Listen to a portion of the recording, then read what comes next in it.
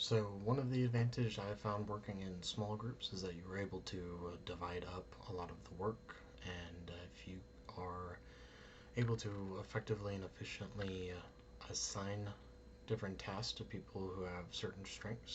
So, for example, if you need to edit a video and you have someone who is passionate about, editing, giving them that task would ease the workload for you, and it wouldn't put too much on them.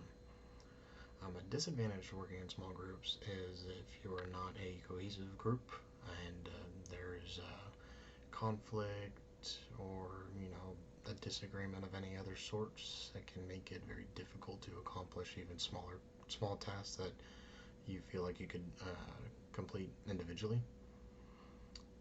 Practical advice offered to people having challenges working with a group at the beginning of working with said group, kind of establish guidelines, not necessarily guidelines, but expectations you may have. Make sure it's okay with everyone, because if you're expecting everyone to complete an assignment the second you're assigned it, and someone else is a big time procrastinator, if you tell them that your expectation is, hey, within the next few days, finish it, maybe they'll be more proactive rather than waiting until the last minute.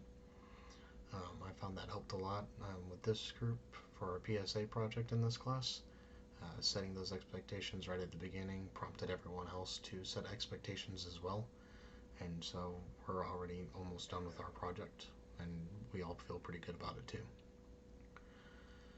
Two listening barriers presented in our text. One of them is lack of appropriate focus.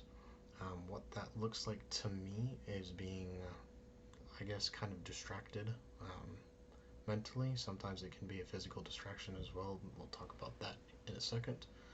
But lack of appropriate focus is mainly affects me based off of, have I had food recently? Am I thirsty? How much did I sleep last night?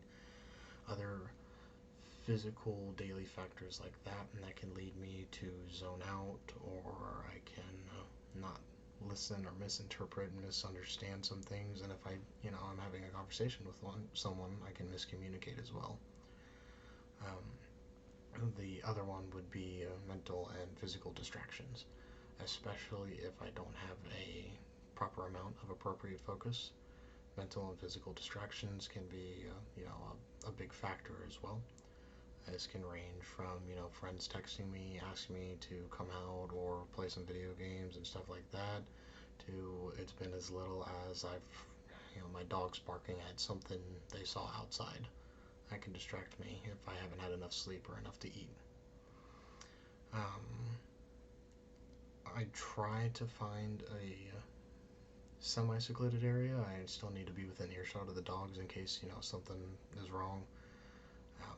But having a clean environment that is at least away from everyone helps with the mental and physical distractions.